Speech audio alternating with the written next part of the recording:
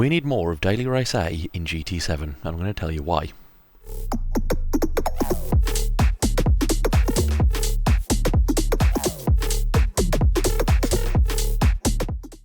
Hello, I'm Droop Designs, visually impaired gamer, streamer and livery designer. I've got a little bit of a hot take. I think the sim racing market is becoming massively oversaturated with GT3 and GT4 content. You've got GT3s in iRacing, ACC, GT7, LMU, Project Motorsport, Forza Motorsport, and the list goes on and on.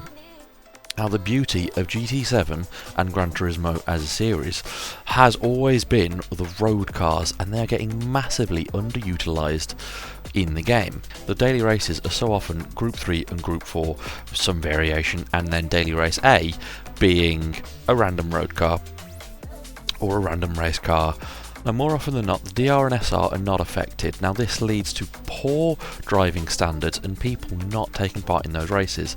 And in my opinion, they can be some of the best races you can have. You've got road cars which have a lot less grip than a race car, a little bit more unpredictable, but a whole lot more fun to drive. I personally feel the sport tyres are way better than the racing tyres in terms of feel, what you get through the wheel and what you actually feel of what the car's doing. And the road cars just feel, to me, more rewarding to get to the limit of grip.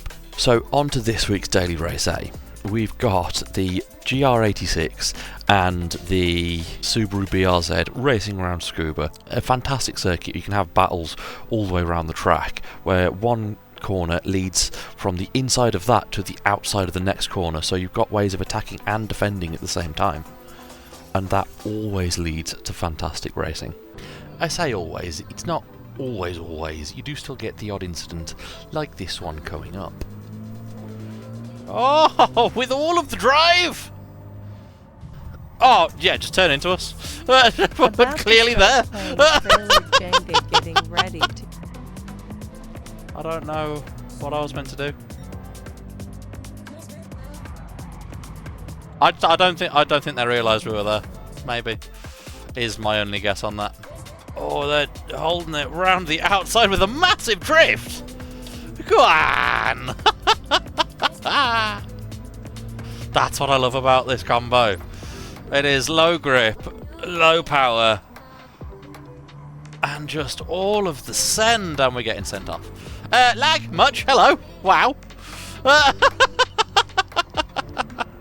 Holy! I would just love to see more combos like this in the future. Light, nimble cars, super close door-to-door racing. Yes, you might have a bit of door banging here and there, but you're always going to get that with online racing. It made me think in iRacing with the GR86 Cup and the PCC. They're two of my favourite categories to race on iRacing because the cars don't have the grip of GT3s and GT4s. They're not overly used and they're just so much fun to drive.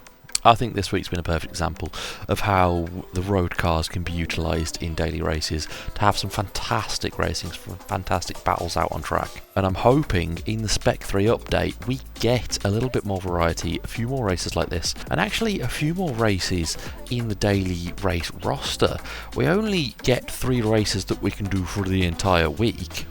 So hopefully that gets changed up a little bit, that we maybe get 5 races. You can have your GT3, GT4 every week. You get a GT1 maybe, or a GT2, a couple of road cars, or a single seater in a road car race every week, and it'll just keep it a little bit fresher, more variety for the gamers, and hopefully bring a little bit more lease of life into GT7. So let me know what you think of the daily races this week down in the comments, which one's your favourite to do, and what you think should be brought into the daily races to improve them. Thank you so much for watching. If you are new here, please do consider hitting that subscribe button to come back for future content like this. And we'll be going through the Spec 3 update when that comes out in December, with loads of tips and tricks on the data logger, on how to use that. Have a wonderful day and keep plodding on.